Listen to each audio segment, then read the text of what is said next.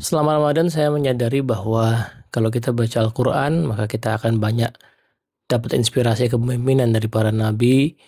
Yang menariknya adalah tidak punya cuman satu ukuran keberhasilan.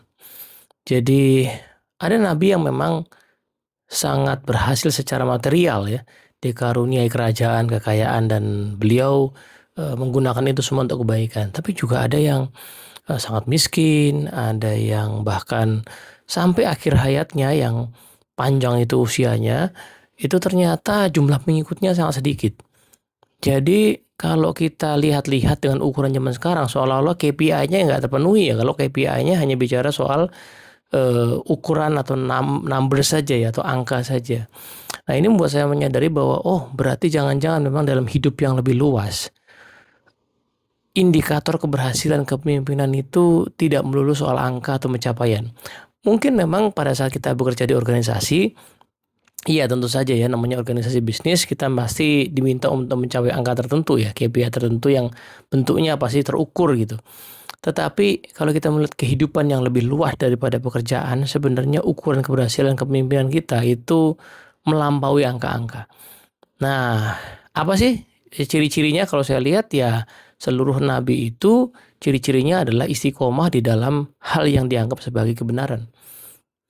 Jadi kebenaran yang diusung itu satu ya, kemudian beliau-beliau secara teguh memegangnya dan terus-menerus untuk berusaha menjalankan itu sebaik mungkin sampai akhir hayatnya, sampai selesai tugasnya.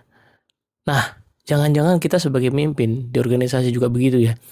Betul bahwa kita memang diminta untuk mencapai angka tertentu oleh organisasi kita. Tetapi kalau kita lihat lebih luas, jangan-jangan tim yang kita pimpin, jumlahnya bisa jadi tidak mesti banyak. Tetapi impact yang kita bisa hasilkan dari proses kepemimpinan kita, itu jauh lebih luas daripada angka pencapaian bisnis saja. Apakah kita meneladankan hal-hal yang baik kepada mereka? Apakah kita mencoba untuk sedikit memberikan nasihat sehingga perilaku, ya akhlak mereka bisa lebih baik? Apakah kita membantu mereka untuk menjadi lebih terampil, lebih pandai, lebih sungguh-sungguh bekerja dan menjalani hidup?